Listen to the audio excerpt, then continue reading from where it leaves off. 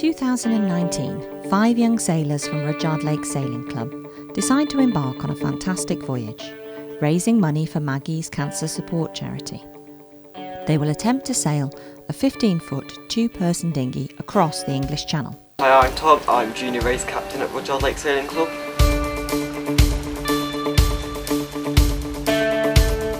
Hi, my name's Bradley. I'm one of the dinghy instructors here at RLSC.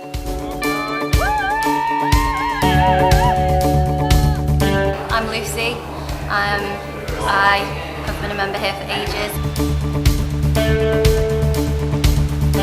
My name's James Oldsmith. I got involved because my mum's the president of the sailing club. Well done, the team's doing great. The aim is to raise funds for Maggie's Trust, which is a cancer charity that works sort of within hospitals and Christie's hospitals, kind of supporting families and friends of people who are dealing with cancer and kind of building up a bit of a support network.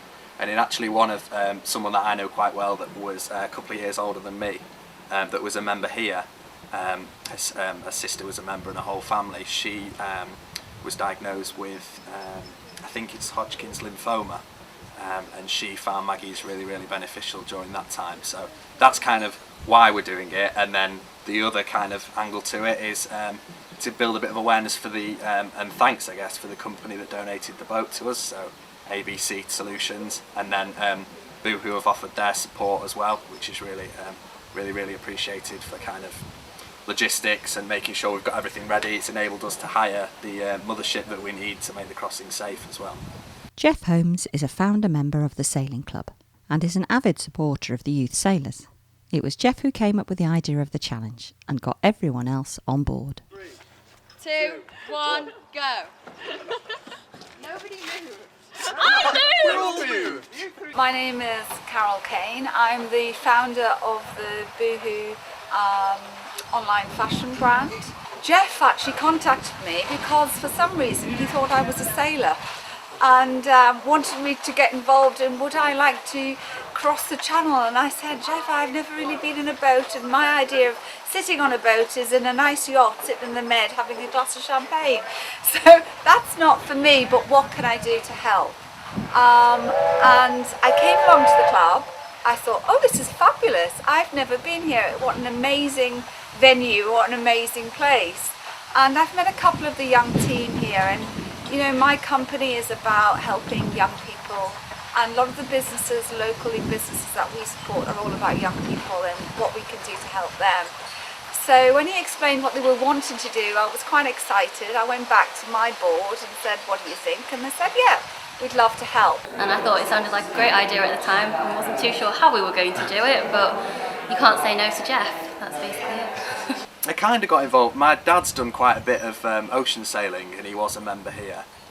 So they sort of asked him for his sort of thoughts and ideas on the challenge, and from sort of a sea sailing and safety aspect. And then as he got involved, I sort of thought, oh, this is quite interesting.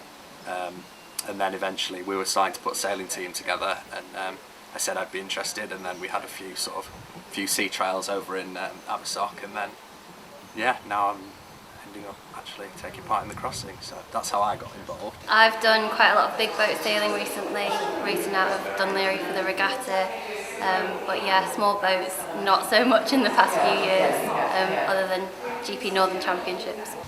I got involved mainly from an email coming from Bradley's dad's thoughts on the channel crossing.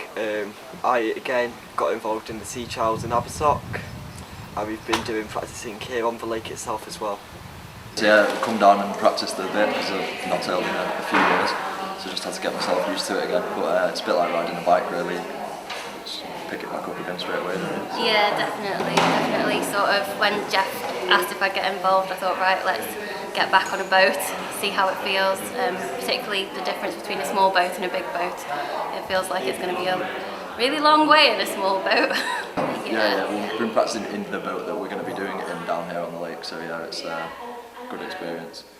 Yeah. We had a bent tiller the other day that we had to sort out. So, Yeah, I think one of our first first team meetings, we sort of stood around the boat and everyone pointed out what they wanted fixing. So that was sort of step one. For me, I've been racing in a GP14, which is very similar size, similar setup. So just getting a feel. As James said, it's like riding a bike. We've been sailing for so much of our lives with all of our family. It's Yeah, there's been quite a lot of planning. We've got various people on board. We've got Stuart Scrimminger, who's a powerboat trainer. We've got my dad, who's done a lot of ocean sailing, and we've put various people together. We spoke to the Coast Guard, French authorities. Yeah, we have to put sort of a plan together. But there's kind of rules and regs that we're going to follow and make sure we're crossing them at the right angles and in the right places. And we've got the support of the mothership and the RIB as well, who've got sort of better technology to keep an eye on. Basically, we're going to have the mother boat, what's a yacht, what we've hired. Then we've also got quite a big rigid inflatable boat that's going to transport people from the dinghy to the mothership. So we're going to be changing crews over the period of time we're sailing. So it's not going to be like an endurance challenge, it's going to be a distance challenge rather than that. Fundraising wise, one of our games that we've got is can you get us to the closest minute as to how long it'll take us. Depending on wind angles and conditions and sea state, it could be anything. It could be 8 to 10 hours. 8 to 10 hours, yeah. Ideal conditions. It could be less if we've got really, really good. It could be more if we're into some harsher conditions and if the wind's not in our favour. If we're going towards it, it could add miles and add some time to it. But all depends on what it is on the day.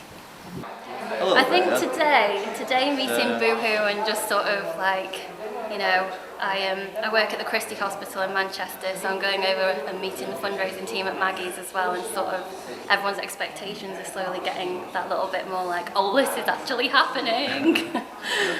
So yeah. It's only a week away now, isn't it? So. Yeah, 1 week. I am looking forward to it actually. It's different. I've done sea sailing before, but not sort of A to B over that distance, so it'll be really good to see. I'm looking forward to it because it's going to be an experience of a lifetime. Not many people have done it before, and it's going to be quite entertaining to see how it pans out. The evening before the challenge, Lucy, Tom, Romy, James, Bradley and the support team arrive at Rye Harbour on the Kent coast to begin their rigorous checks of all the dinghy's rigging. At 7 a.m. on the 7th of September 2019, preparations start early to make the dinghy ready for sailing. Dover to Calais is 23 miles, but it is the major channel crossing point and is very congested. So for safety, they take the longer route of 45 miles. So, you know there's that little pulley that goes beyond there? Yeah. And this little string Yeah. attaches to it. Yeah. Well, this little string came loose and wrapped around the inside of the pulley. So you couldn't hoist and drop the spinnaker and it was stuck halfway up. Right. So what I had to do is undo that knot at the front again. Yeah. Which was a lot quicker this time. We had to pull the whole rig forward. We then had to take that string off and we've shortened it. And we've We had to discovered put what each it end. is. We've No, it discovered won't what do it's it. for, but now it works still, it's just ever so slightly shorter. Trish had to tie a bowline with that much tail to spare, and she shouted at everyone for distracting her while she was doing it. But she's retied one now, so it still works. All that is now is a retrieval line if you ever lose the pulley. It's not a fixed piece of rigging, but just to make you all aware. These are the spinny lines. Yeah. We hoisted and dropped it, Lucy and I, About 50 times. 50 times last night until we got it right. Whacked a person in the face. But we're only planning on using it for a short photo opportunity. Hi guys, we're the team from Rudyard Lake Sailing Club and we're about to start our cross-channel challenge sponsored by Boohoo. We're going to be sailing this boat, it's small two-handed dinghy, all the way from Rye on the south coast of England, all the way across the English Channel to Boulogne in France. We're doing all of this to raise money for Maggie's, a cancer support charity in Manchester. Please follow our story on the Boohoo family story and support us and donate to this great cause.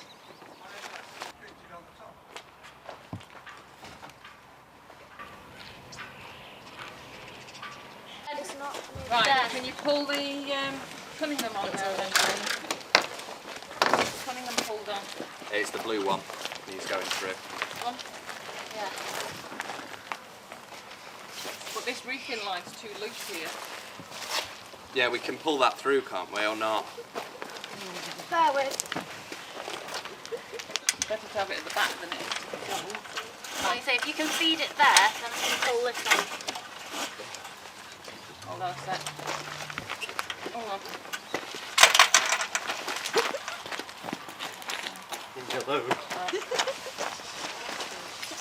Right, you've just pulled the taut there. Yeah. Come the other way, don't you? Yeah, go. You pull it. That's it. Yeah. Yeah. Through there instead. Yeah. Yeah. So it Right. does work, it's Okay, fine. let's try it again then. Put it Try it again. Hoist it right up. Hoist it right up. That's another nail So- rod. At the slipway, Stuart, the powerboat skipper, and Mark launched the support rib into the estuary ready for the dinghy. The rigid inflatable boat will accompany the dinghy and the mothership across the channel, transferring the crew between vessels, and in case of emergencies.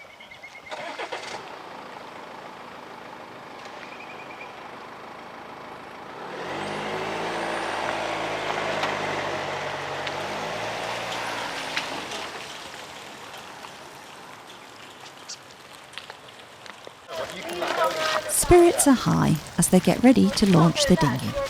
You're going to go in before us and that way. No, but I mean, but when we get to near the end, I can let go. Right, and we still got the boat. That makes more sense. I thought you were... No, you're just going to walk straight. No, I was like, what are you doing? Got this in really gracefully, guys. Yeah, wait. Right, slower because it's really slippery there. Yeah. And I don't believe it.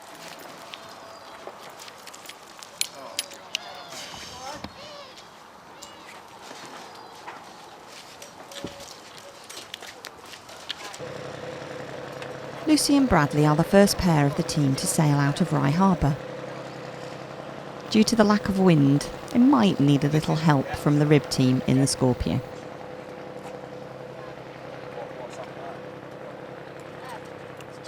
Mother, this is dinghy, go ahead, over. Just checking where the others are, but I've just seen them now, they're just actually coming out, over. Yes, Stuart was just loading up and then setting off with us to pick us up for the tow. Big wave. Everyone in, over. Alright, there is a bit of wind out there when you get out there. looking out You for can the probably wave. see it now, just on the side. Really? Good. Out.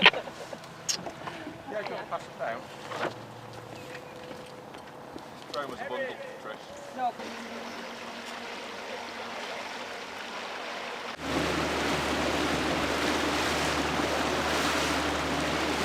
Come back for you, don't worry.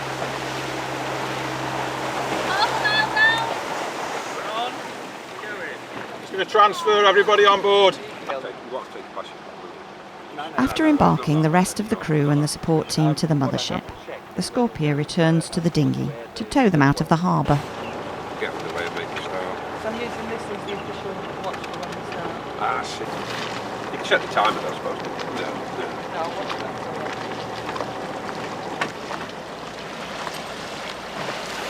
Quite shallow, isn't it? Officially, at the end of the harbour wall is the start of the crossing. Good luck, guys.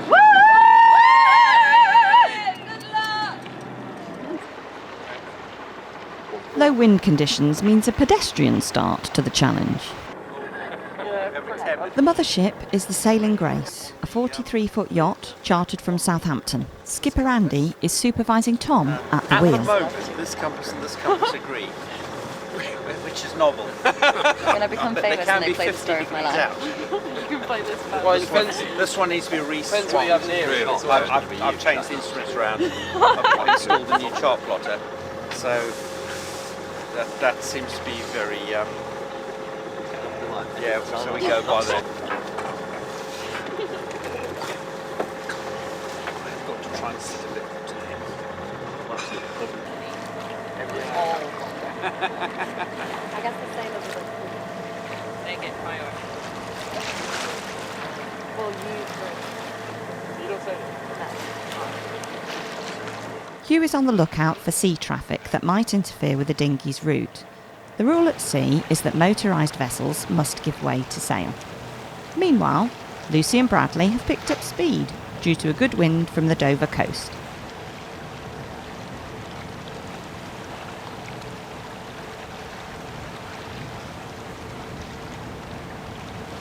The sudden increase of wind means Stuart on the rib has to open the throttle to keep up.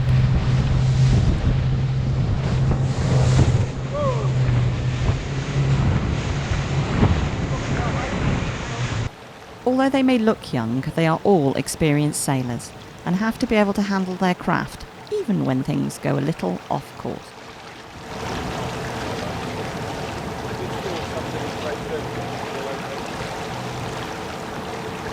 At sea, GPS navigation aids are excellent for a time check on course progress.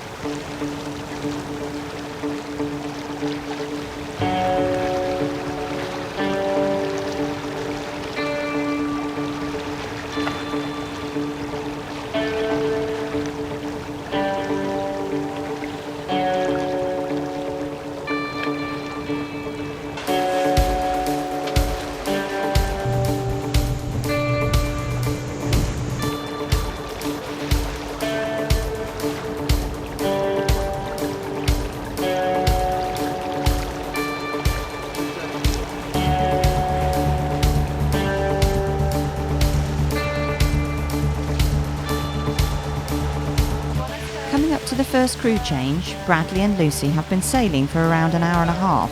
That makes you hungry.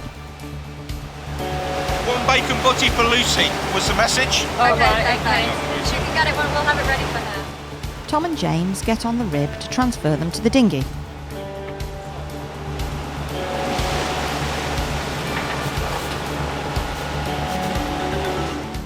Transfer of crew is a precarious operation, moving from one craft to another at speed in the open ocean.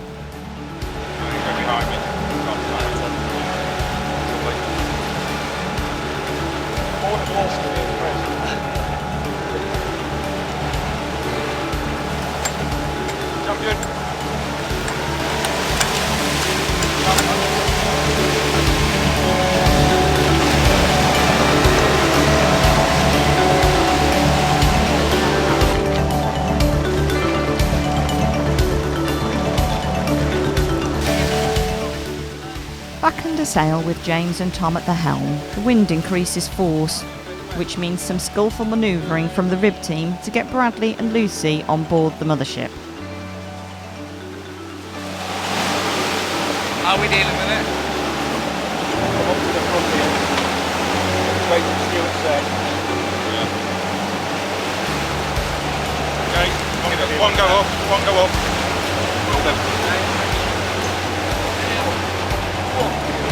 Go, Lucy. Hello. Hold on, one sail.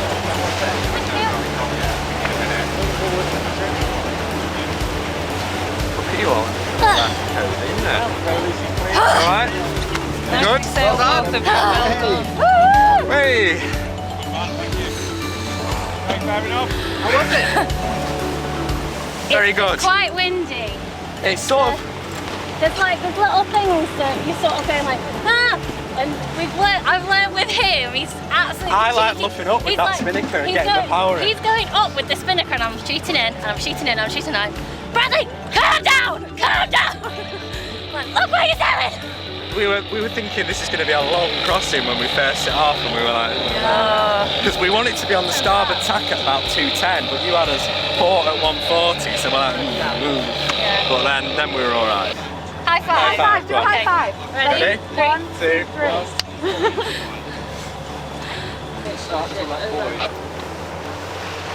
They're going across the shipping lane then. Yeah. When we cross, That's it. when we go past that buoy, which is behind your left shoulder, Dinghy, you can kind of see it, like see all these ships. Now I'm up and I can see, and I don't feel quite so hot and weird as being down there. Oh yeah, it's like a line. You see that one right in the horizon? Yeah. We're going to pass 400 metres. That's how fast it's going. The English Channel is one of the world's busiest shipping routes, with over 600 cargo ships passing through each day. There are specific shipping lanes to control this traffic flow. Due to this, the crew cannot be changed when they are crossing these lanes, and any motorised vehicles that come across the dinghy's path must give way.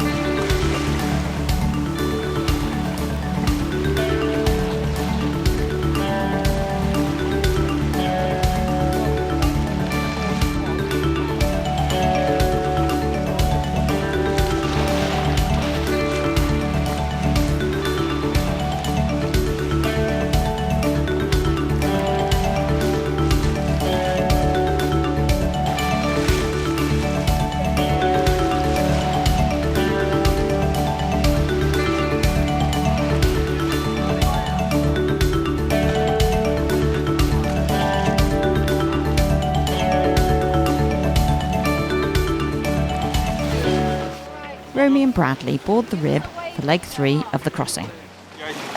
Ready, Nick? Yep. Okay, clear. Good luck. Smile, Romy, for the camera. Bye.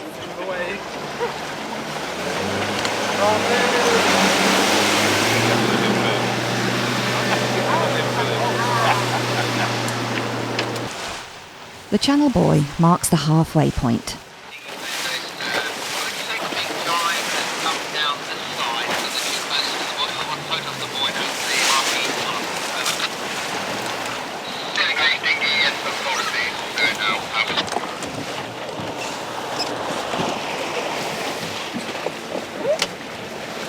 Okay, first one.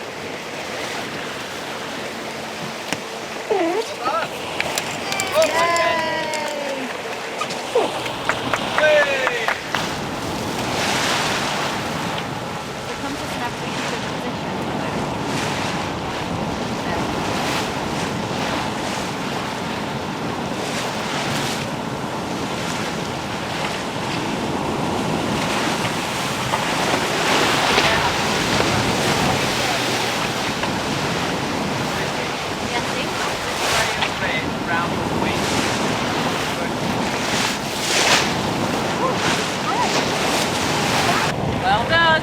Team's doing great. Keep going. Over.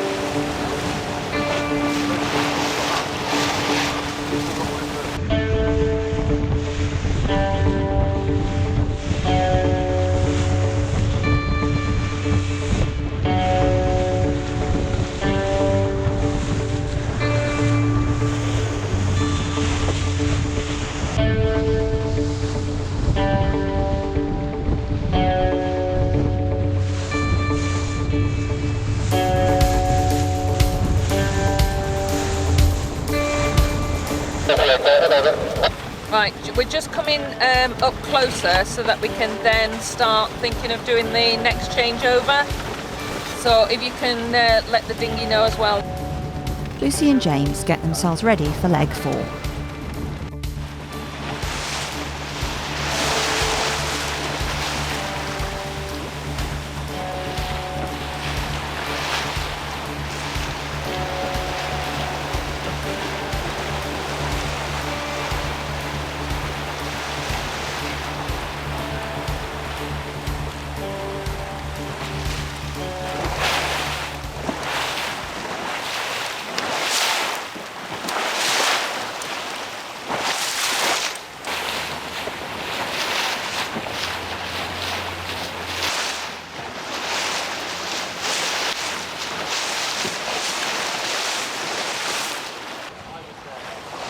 Bonjour! What a great sight on the horizon, La Belle France, the French coast.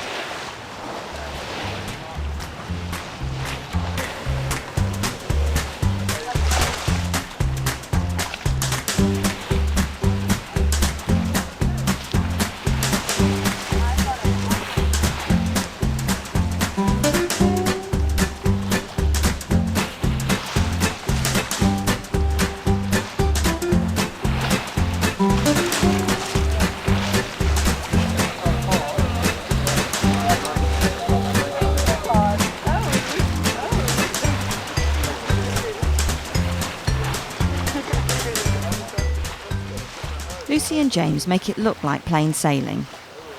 You can see with the size of these ocean-going cargo vessels that the perils of sea-going travel are many.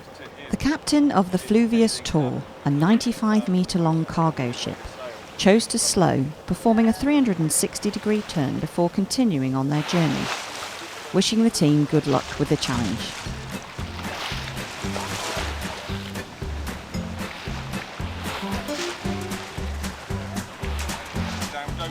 Tom and Romy board the Scorpio to transfer to the dinghy on the last leg into Boulogne. Not said that much today. Did it once years ago, I never told them, they jumped straight on it. So I knew I should have said something. See ya! Bye. Good spirit.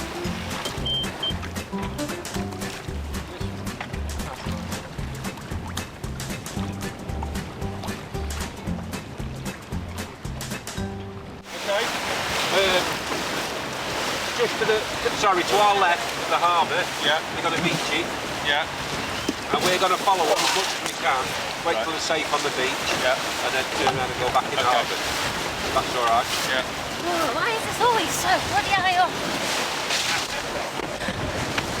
Sorted. Okay.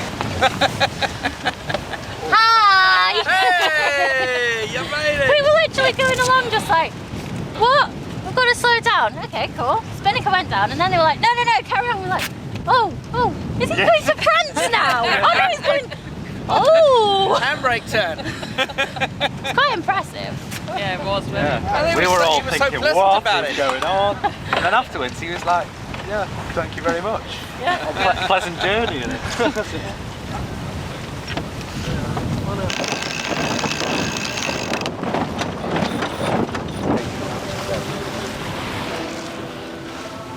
Coming into Boulogne, the mothership starts the patriotic playlist.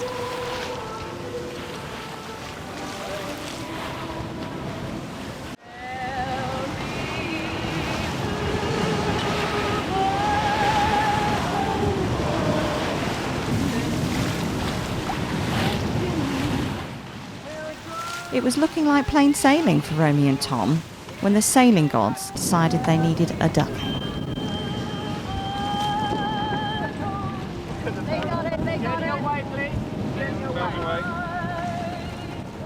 Stalwarts of sailing though, they were righted again almost as soon as the camera could get to them. Well, we had to have at least one.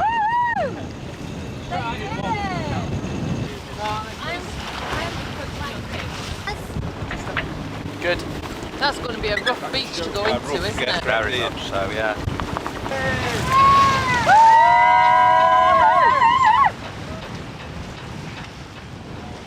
Within the harbour, the wind picks up and pushes the dinghy the last way to the beach. The lee shore as well. I was going to say that, yeah. They're going to have to do a... Drop the main, a little bit of a jib. Are they going to do a proper lee shore landing? Oh yeah. Drop the main and go in on the jib? Yeah. That'll be a proper test of the boat, wouldn't it? Maybe keep talking together, Down hours, 1 minute.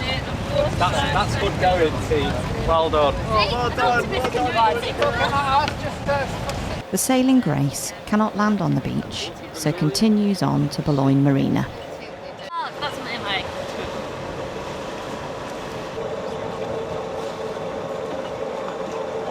After 7 hours, 1 minute and 45 seconds of sailing, Tom and Romy bring the dinghy onto the French beach, well ahead of the predicted 8 to 10 hours sailing time, where after disembarking they are reunited with the rest of the crew.